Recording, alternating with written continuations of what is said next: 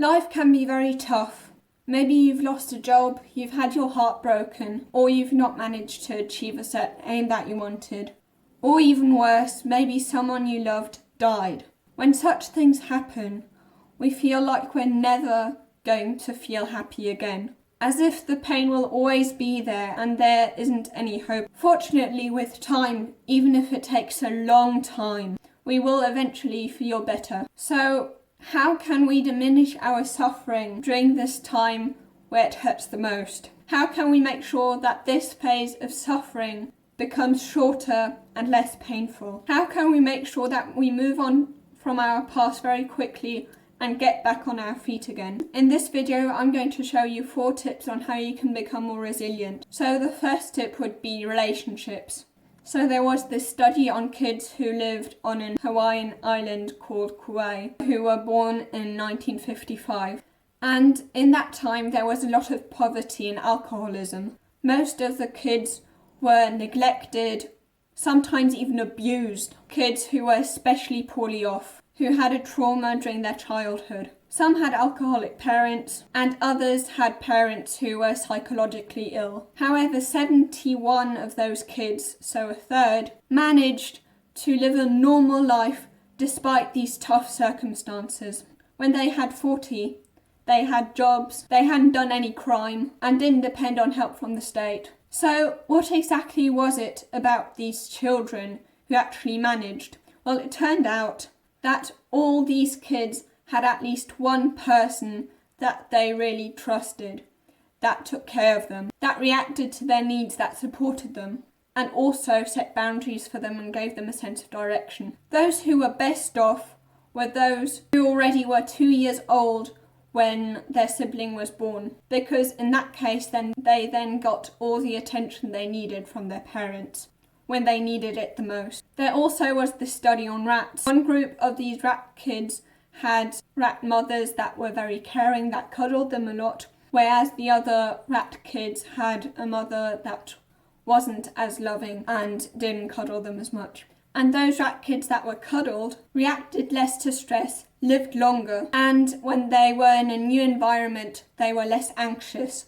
Whereas those who weren't cuddled, when they were in a new environment, they would go to the darkest corner of that new environment and would start to tremble. However, when they exchanged the loving rat mom with one that wasn't as loving, so when the rat mother who was loving took care of the kids of the mother that wasn't loving, and the rat mother that wasn't loving took care of those kids of the mother that was loving, it had the same effect. But why is it that those who don't get as much attention in their childhood are more anxious?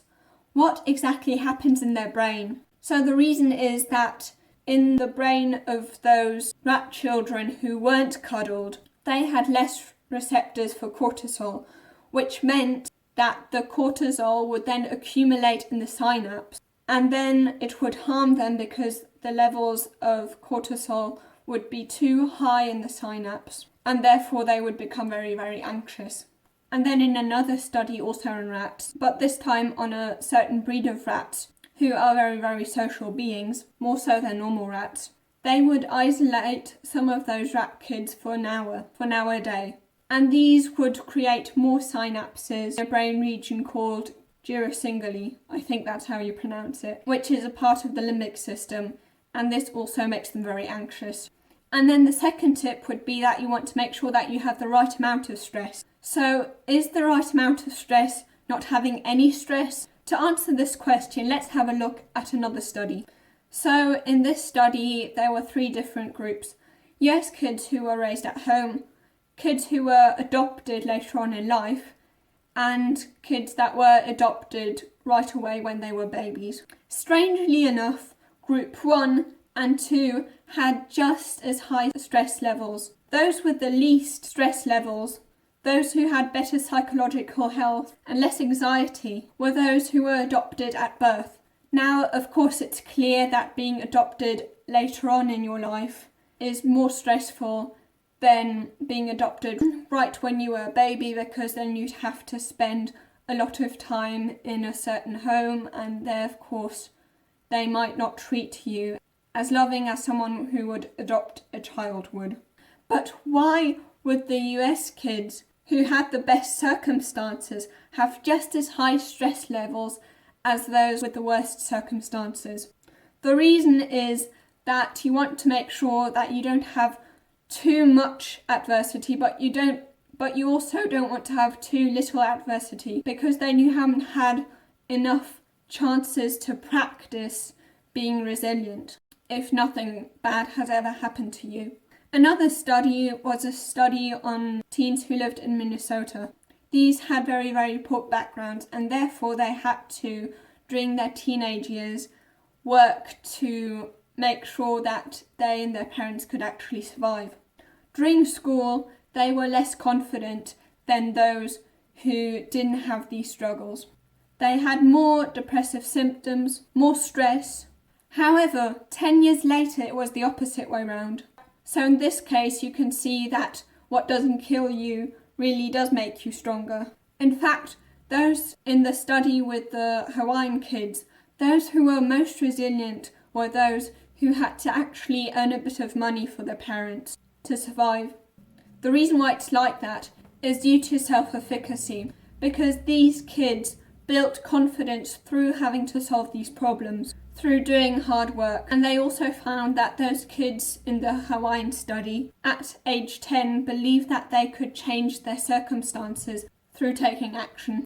Self-efficacy already plays a role when you're a very, very little baby, because if, for example, a baby cries and then their mom hears that and comes to comfort them and gives them what they need, then that baby will think, I know that I matter and that I can actually change my situation if I do something. Whereas the baby who is ignored and whose mother doesn't come along when it's crying will think, I don't really matter that much, and unfortunately I can't change anything about my situation. No one's going to respond to my needs, and then they feel helpless. And there are a couple of studies on flies that show how helplessness works. So in one study, there were flies who were on a very, very hot floor, and they split these flies into two groups. So one group, if they moved, then the floor would actually get colder, whereas with the other flies, even if they moved, the temperature would stay just as hot. And then in the second round, these flies were put together in an environment where all they really had to do, if they wanted to escape the heat, is fly to the right side. It wasn't that cold. And in this scenario, in the second round, the second group, although they could change the situation, didn't, because they simply thought it wasn't possible because of what they had experienced in the first round. And now you might be saying, okay, well, those are flies. Well, what about humans? So in a study on humans, the participants were asked to focus, but while they were asked to focus on something difficult, they were disturbed by loud noises. These were also split into two groups. So in the first group, they could simply stop these disturbing noises by pressing a button, whereas the second group couldn't do that. And in the second round, these two groups were put together again, and in this situation, both could actually press the button to stop the disturbing noises.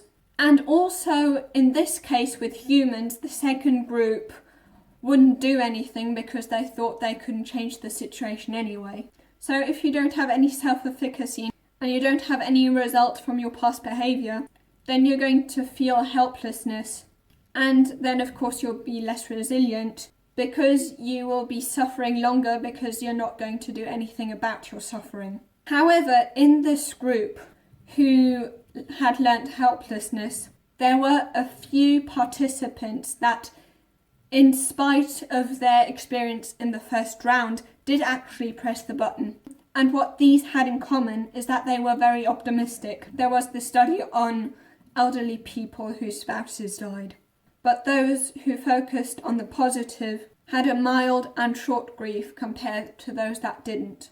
According to Bridget Daniel, resilience has three components: I have, I can, and I am.